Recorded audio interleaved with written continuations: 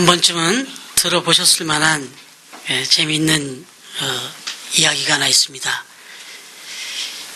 묘지에 가보면 묘비들이 다 있지 않습니까? 통상적인 이름만 써있는 묘비도 있지만 또 뭔가 의미 있는 그런 문구가 새겨진 그런 묘비들도 있습니다. 그런데 어떤 사람이 산길을 가다가 한 묘지의 묘비 앞에서 발길을 멈추게 됩니다. 이유는 그 묘비에 뭔가 글이 이렇게 길게 쓰여져 있었기 때문입니다. 발길을 멈추고 그 묘비에 쓰인 글을 이렇게 읽게 되었는데 세 줄로 이렇게 써여 있는 겁니다. 그런데 첫 번째 뭐라고 써 있냐면, 나도 전에는 당신처럼 그 자리에 그렇게 서 있었어. 이렇게 첫 글이 쓰여 있는 겁니다. 웃음이 나오지 않겠어요? 무슨 묘비가 이런가? 나도 전에는 당신처럼 그 자리에 그렇게 서 있었어. 그래서 이 웃음을 참지 못하고 킥킥거리면서 이제 두 번째 줄 글을 읽습니다. 그런데 그 두 번째 묘비의 글이 이렇습니다. 나도 전에는 당신처럼 그곳에 서서 그렇게 웃고 있었어. 이 두 번째 글을 읽을 때에는 더 이상 웃을 수가 없죠. 마치 자기를 지켜보고 있듯이 그렇게 써있는 그 글에 순간 웃음기가 싹 가셨다는 겁니다. 이제는 자세를 좀 가다듬고 긴장된 마음으로 세 번째 줄을 읽어보았는데 거기는 이렇게 써 있습니다. 이제 당신도 나처럼 죽을 준비나 하시오. 이렇게 쓰여 있었다. 잘 알려진 이야기입니다. 이 나그네는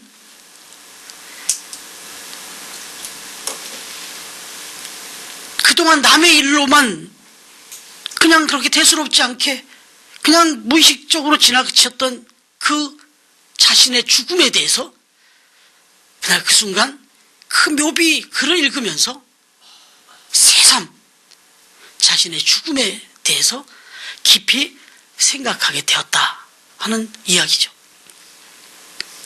그렇습니다, 여러분.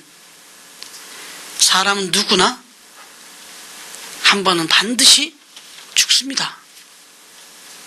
누구나 예외 없이 죽음을 맞게 됩니다.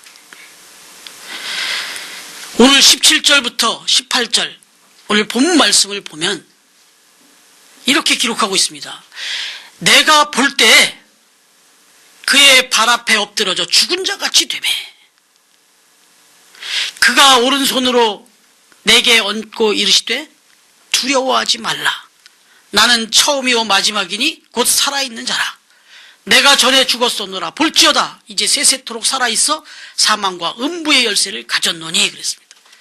우리 지난주에 묵상한 대로 사도 요한은 그 pat모섬에 갇혀서 이제 죽을 날만 기다리고 있는 그런 신세였지만 하나님의 나라를 바라보며 소망 가운데 그렇게 주의 날 하나님을 바라보며 기도하며 예배하며 그렇게 하루하루를 보내고 있었는데 그의 뒤편에서 나팔 소리와 같은 큰 음성이 들릴 때 뒤를 돌아보니까 발에 끌리는 옷을 입고 가슴에 금띠를 두르고 그 얼굴의 희가 정말 너무나도 빛나는 그런 주님이 거기 서 계신 것을 본 겁니다. 자기가 머릿속으로 자신의 죽음을 생각하고 그렇게 기도하고 있었지만 막상 죽었던 주님을 보는 순간 너무나 충격을 받았어요. 그래서 진짜 죽은 자같이 돼버렸습니다. 그 앞에 그냥 꼬꾸라졌습니다. 여러분, 왜 사도 요한이 주님을 만났는데 주님을 보았는데 이렇게 꼬꾸라진 겁니까? 아니 왜 이렇게 죽은 자같이 된 겁니까? 다시 말하면 사색이 돼버린 거 아닙니까? 이건 피할 수 없는 인간의 한계입니다. 죽음에 대한 공포, 죽음에 대한 두려움은 누구에게나 있는 거죠. 그래서 주님은 그 사도 요한의 손을 얹으시고 두려워하지 말라고 이렇게 위로하신 겁니다. 나는 처음이요 마지막이다. 난 살아있는 자다. 이렇게 말씀하신 거죠. 여러분, 인간이 가지는 최대의 공포는 역시 죽음입니다. 죽음에 대한 공포죠. 이 죽음에 대한 두려움보다 더 큰 두려움은 없습니다. 그런데 왜 인간이 죽음을 두려워하는 겁니까? 그것은 아무도 죽음을 경험해 온 사람이 없기 때문에 그렇습니다. 죽음을 경험한 사람은 그걸로 끝났기 때문에. 더군다나 그 죽음 건너편에 무엇이 기다리고 있는지를 모르기 때문에 그렇습니다. 그 미지의 세계에 대한 두려움, 그 알 수 없는 것에 대한 두려움, 그것 때문에 우린 누구나 죽음에 대해서는 두려움이 있습니다. 또 그렇게 죽음에 대한 공포가 가중될 수밖에 없는 이유는 말씀드린 대로 아무도 죽어본 일이 없기 때문에, 아니 죽었다 살아난 이가 없기 때문에 우리는 죽음에 대해서 모두 두려움을 갖고 있다. 만약에 우리가 죽었다가 다시 살아날 수 있고 또 그런 이들이 우리 곁에 얼마든지 있다면 그들의 경험을 통해서 우리가 조금은 그 두려움을 떨쳐버릴 수 있을 것입니다. 그러나 그럴 수가 없는 것이 우리의 한계입니다. 그런데 여러분, 세상 사람들은 다 그렇게 얘기한다 할지라도, 여기까지 세상 사람들의 이야기를 할지라도, 오늘 본문에 기록된 주님의 말씀, 오늘 주님이 보여주신 이 분명한 계시, 이것을 우리가 믿을진데 우리에게는 이 두려움이 없을 수 있다는 거죠. 여러분, 18절에서 주님 말씀하시죠. 내가 전에 죽었었노라. 과거의 일로 말씀하고 있습니다. 죽어보았다는 거죠. 우리는 우리 주변에서 죽어보았다가 다시 살아난 사람 만날 수도 없고 그들의 경험을 들을 수도 없습니다. 그러나 주님께서 분명히 말씀하십니다. 내가 죽어보았다는 겁니다. 그래서 나는 죽음을 안다는 겁니다. 그러나 성경은 예수 그리스도께서 단순히 죽음을 경험하신 분이라고만 말하지 않는 거죠. 그분은 죽음을 경험하셨을 뿐만 아니라 그 죽음을 이기시고 부활하셔서 사망과 음부의 세계를 친히 통치하는 분이시다. 오늘도 그렇게 말씀하고 있습니다. 여러분, 사도 바울이 로마서에서 계속 강조하고 있는 것 중에 하나가 있습니다. 그게 무엇이냐면 인간을 지배하는 가장 강력한 독재자가 있는데 그게 죽음이라는 겁니다. 모든 인간을 완벽하게 다스리고 있는, 지배하는 존재가 있는데, 독재자가 있는데 그게 죽음이라는 거예요. 그래서 로마서 5장 14절에 보시면 사망이 왕노릇한다 이렇게 표현하고 있습니다. 사망이 모든 인류를 다스리며 지배하며 왕노릇하고 있다. 그야말로 죽음 앞에서 다 쩔쩔맨다. 꼼짝 못한다 이런 얘기죠. 이 죽음에서 벗어날 수 있는 인간은 아무도 없다 이런 얘기죠. 그런데 오늘 말씀하시잖아요. 그 죽음을 다스리는 분이 계시다. 바로 나다 말씀하시는 겁니다. 예수 그리스도라고 말씀하시는 겁니다. 아니 말로만이 아니에요. 직접 살아나신 모습을 보여주셨습니다. 그리고 말씀하십니다. 나는 사망과 음부의 열쇠를 쥐고 있다. 죽게도 하고 살리게도 하는 권능을 가지고 있다. 이렇게 말씀하고 있는 겁니다. 죽음을 다스리시고 죽음 이후의 음부의 세계까지도 다 다스리고 통치하는 분이시다. 여러분, 오늘 이 말씀이 어떤 의미가 있겠어요? 지금 사도 요한과 초대교회 성도들이 직면해 있는 문제 중에 가장 큰 문제는 죽음입니다. 죽음에 대한 공포입니다. 과연 이 죽음 이후에 내가 믿는 그 믿음대로 내가 주님을 만날 것인가? 하나님을 만날 것인가? 천국에 들어갈 것인가? 하나님의 나라는 과연 존재하는 것일까? 이것이 순간순간 찾아오는 질문이었을 것이고 그 질문과 함께 두려움을 떨치기 어려웠을 것입니다. 바로 그러한 이 사도 요한과 당시 초대교회 성도들에게 오늘 이 계시록을 통해서 지금 말씀하시고 보여주신 이 주님의 음성, 주님의 모습은 얼마나 큰 위로와 확신이었겠냐는 거죠. 나도 죽어보았다. 염려하지 마라. 내가 이렇게 살아있다. 내가 이 죽음을 다스린다. 이 음성, 이 메시지는 바로 사도 요한과 초대교회 성도들에게 엄청난 위로요, 엄청난 격려였던 겁니다. 힘이었던 것이죠. 여러분, AD 313년에 콘스탄틴 황제 때 기독교가 로마의 국교로 공인이 됐어요. 사실 이 사도 요한의 이 계시록 이후에 한 200여 년이 지났지 않아요. 이제 그야말로 로마의 그리스도인들에게 핍박이 일단락됐습니다. 여러분, 그렇다고 해서 정말 모든 핍박이 다 끝나버렸냐? 그렇지 않습니다. 교회사를 보시면 그로부터 약 한 50여 년이 지난 AD 360년에 줄리안이라고 하는 황제가 또다시 등장을 합니다. 그는 이 콘스탄틴 대제의 조카뻘 되는 황제입니다. 그 콘스탄틴 황제 때 다 로마의 기독교를 국교로 공인하고 더 이상의 핍박을 멈추게 했는데 그 조카뻘 되는 이 줄리안 황제가 등장하면서 또다시 핍박이 시작됩니다. 그에게는 배도자라는 별명이 붙었습니다. 사도 요한 당시에 그 도미티안 황제 때보다 더 심한 핍박이 또 시작됐어요. 여러분, 그런데 이 교회사를 기록한 그 역사의 기록에 보면 바로 이 줄리안 황제와 관련한 재밌는 일화가 기록되어 있습니다. 한 무명의 성도가 붙잡혀 왔어요. 그래서 아시는 대로 원형 경기장에 이제 짐승의 먹잇감으로 던져질 그런 위기에 처했습니다. 그때 그 원형 경기장으로 향하여 가는 그 무명의 성도를 향하여 이 줄리안 황제가 묻습니다. 비웃는 거죠. 너는 죽음이 두렵지 않느냐? 그때 이 성도는 그렇습니다. 죽음이 두렵지 않습니다. 어째서 죽음이 두렵지 않느냐? 아니, 어째서 죽음을 두려워하지 않느냐? 라고 이렇게 물었다는 거죠.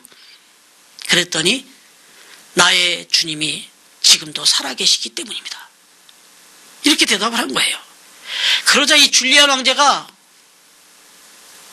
껄껄껄 비웃으면서 이렇게 말하죠. 너의 주님이 지금도 살아계시다고? 그래, 그 나사렛 그 목수에 불과한 그 갈릴리 사람, 그 나사렛 목수 예수가 지금 살아있다면 도대체 무엇을 하고 있단 말이냐? 지금 어디서 뭘 하고 있단 말이냐? 이렇게 물었다는 거죠. 그때 이 무명의 그리스도인 줄리안 황제를 향해서 유명한 대답을 합니다. 폐하, 나의 주 나사렛 예수 그리스도께서는 바로 폐와 같은 사람을 위하여 지금 관을 짜고 계십니다. 이렇게 말을 던졌다는 거죠. 여러분, 이 순간 누가 더 두려워했겠습니까? 여러분, 이 사건이 기록됐을 때가 AD 361년경이라고 그래요. 바로 2년, 정확히 2년이 지난 후에 이 줄리안 황제가 결국 전쟁터에서 죽습니다. 그 죽음을 맞이하면서 이 줄리안 황제가 남긴 말이 있습니다. 오 나사렛의 목수 갈릴리 사람이여, 그대가 진정한 승리자로다. 이 말을 남기고 죽었다고 그래요. 여러분, 마르틴 루터, 종교개혁을 한 마르틴 루터는 주님이 십자가의 죽음을 이기시고, 십자가에서 죽음을 이기시고 부활하신 사건, 이걸 가리켜서 유명한 표현을 했어요. 죽음을 죽인 사건이다 그랬습니다. 이해가 되십니까? 죽음이라는 그 공포, 그 권세를 죽인 사건이 십자가의 사건이었다. 부활의 사건이었다. 이렇게 표현했습니다. 그렇습니다. 십자가와 부활은 죽음을 죽인 사건이에요. 따라서 부활의 중요한 메시지는 바로 죽음의 죽음입니다. 역설이죠. 죽음이 죽다니. 즉 생명은 죽음으로 끝나는 것이 아니라는 거예요. 죽음이 죽었다는 것은 다시 살아났다는 거 아닙니까? 부활을 믿는 성도들에게 죽음이라는 것은 죽은 뒤에 약속된 영원한 생명으로 가는 교두보일 뿐이다, 이런 얘기입니다. 다시 말해서 죽음은 이 땅의 생명과 하늘의 생명을 연결해주는 다리와 같은 것이다. 이 죽음은 그런 것이다 이거예요. 이 땅의 생명에서 저 하늘의 생명으로 옮겨가는 과정, 이게 죽음이다 이거죠. 엄청난 개념의 차이입니다. 그래서 여러분, 소위 우리가 한참 열풍이 일었고 지금도 그런 생각들을 하지만 웰빙 우리가 많이 이야기하지만 이 땅에서 복되게 살기 위한, 건강하게 살기 위한, 잘 살기 위한 웰빙, 이게 중요합니다만은 저 하늘나라에서의 생명, 저 하늘나라에서의 그 삶, 그 복된 삶을 위한 웰다잉, 이건 더 중요한 거죠. 웰빙, 이 땅에서 잘 사는 것도 중요하지만 저 하나님의 나라로 들어가기 위한 잘 죽는 것, 웰다잉이 웰빙보다 어떻게 보면 더 중요하다는 거죠. 여러분, 오늘 19절 말씀을 한번 다시 보시면, 그러므로 내 본 것과 이제 있는 일과 장차 될 일을 기록하라, 그렇게 말씀합니다. 본 것과 이제 있는 일과 장차 될 일을 기록하라. 요한계시록은 시제가 이렇게 현재, 과거, 미래 세 개의 시제가 항상 같이 나옵니다. 그런데 조금 구분해 보면 이 요한계시록 1장의 시점에서, 오늘 이 1장의 시점에서 시제로 볼 때 사도 요한은 이 1장의 내용은 이미 본 것을 기록한 겁니다. 이미 본 것을 기록한 겁니다. 지금 보고 있는 일이 또 있습니다. 그리고 또 장차 보게 될 일들이 있습니다. 이게 1장, 그리고 2장, 3장, 그리고 저 6장 이후부터 그렇게 나눠져서 이렇게 계시록이 기록되어 있죠. 지금 사도 요한이 계시록 1장에서 본 내용을 한마디로 압축해 보면 뭡니까? 살아계신 주님입니다. 주님이 살아계시다는 걸 봤다는 거예요. 주님이 살아계신 것을 봤다. 이 1장에서 먼저 주님을 보여주시고, 그리고 바로 이어서 주님에 의해서 쓰임을 받아야 할 이 땅에 있는 주님의 교회들의 모습을 언급하죠. 이제 다음 주부터 우리가 묵상하게 될 2장과 3장의 그 초대 7교회, 소아시아 교회들의 메시지, 이 내용들은 이 땅의 교회에 대한 비전들이 나오죠. 사실 그건 바로 현재 일입니다. 그 당시에도 현재지만 지금도 우리에게 여전히 현재 진행형의 이야기입니다. 그리고 말씀드린 대로 6장부터 요한계시록 마지막 장까지는 이제 장차 일어날 일들을 기록해 줍니다. 그 내용은 역사 속에 임할 하나님의 심판과 예수 그리스도의 재림에 대한 말씀이죠. 하나님께서 천사들을 통하여 사도 요한에게 그것들을 다 보여주신 겁니다. 이 말은 바꿔 말하면 이 모든 역사를 주관하시는 분이 주님이시다, 하나님이시다, 이걸 강조해주고 있는 거죠. 깨우쳐주는 거죠. 바로 이 세상의 모든 역사는 다 그 하나님의, 그 주님의 역사 아래, 계획 아래 있다라는 뜻을 의미하는 거죠. 과거에도 계셨고 현재도 계시면 미래에도 계시는 하나님, 처음이요 마지막이신 알파와 오메가의 주님, 바로 역사의 주인이심을 분명하게 보여주는 그 내용인 겁니다. 여러분, 그래서 오늘 말씀의 제목으로도 삼았지만 내가 볼 때, 오늘 이 요한계시록 1장 말씀을 1절부터 오늘 이 20절까지 말씀을 쭉 살펴보시면요, 본다라고 하는 표현이 무려 11번이 나옵니다. 20절까지의 말씀 중에 11번이면 한 절 건너 한 번씩 나오는 거예요. 보다, 보았다, 볼 때, 볼지어다. 본다가 볼지어다.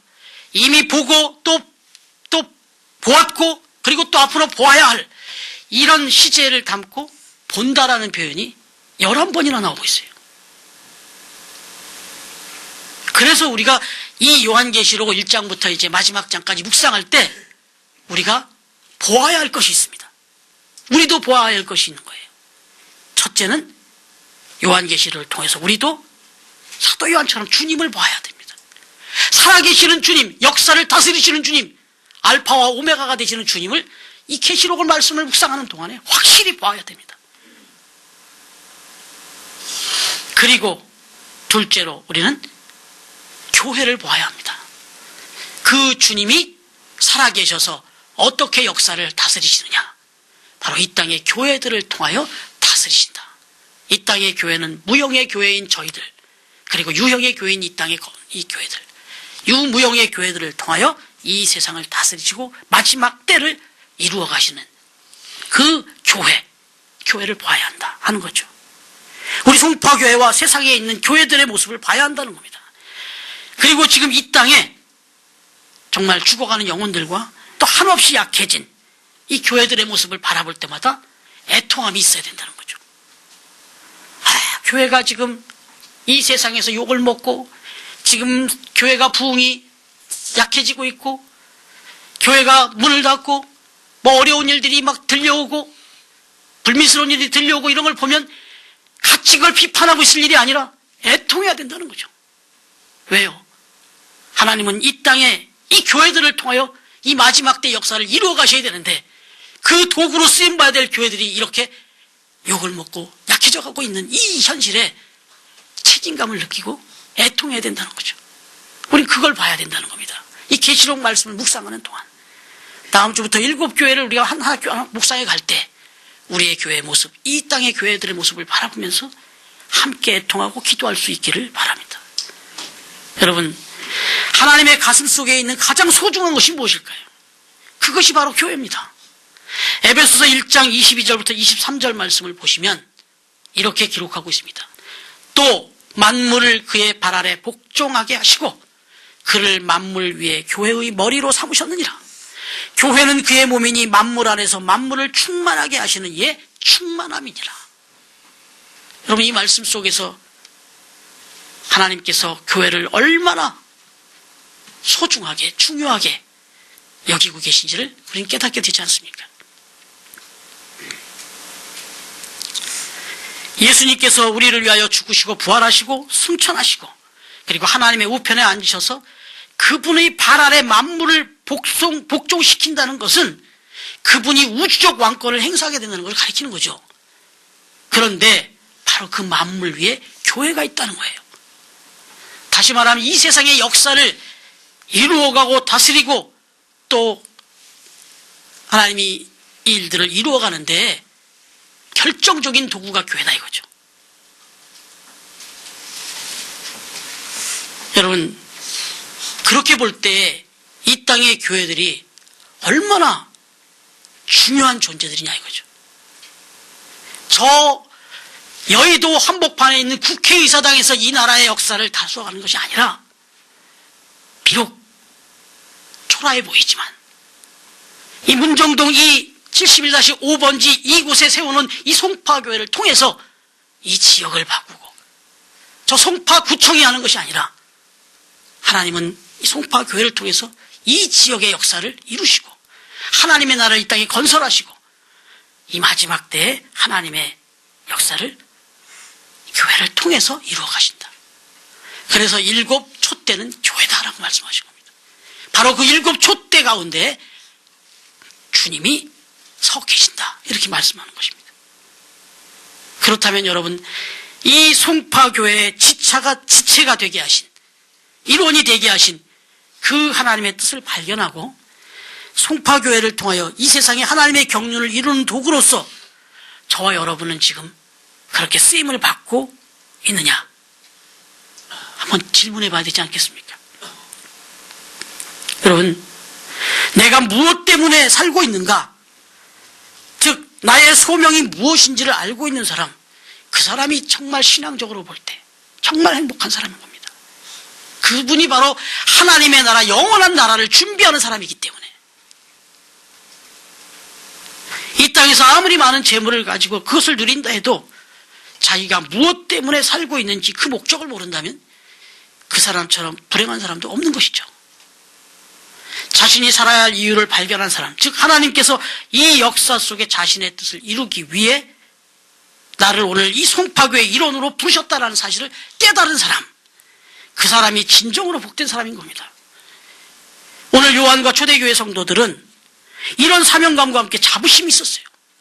핍박을 받으면서도 그 사자의 밥으로 그 원형 경기장에 던짐을 당하면서도 자신들이 역사를 다스리는 하나님의 일에 쓰임을 받고 있다는 사명감, 그런 자부심이 있었던 겁니다.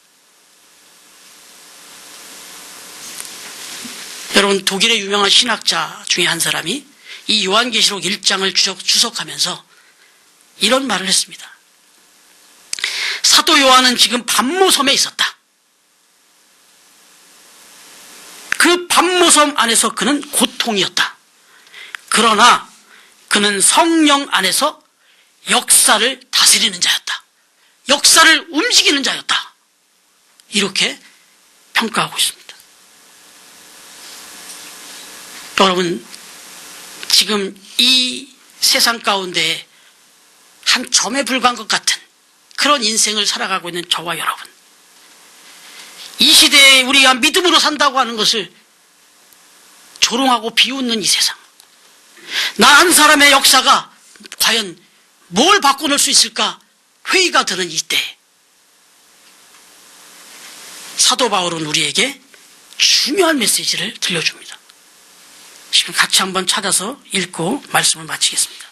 고린도후서 6장 8절부터 10절입니다.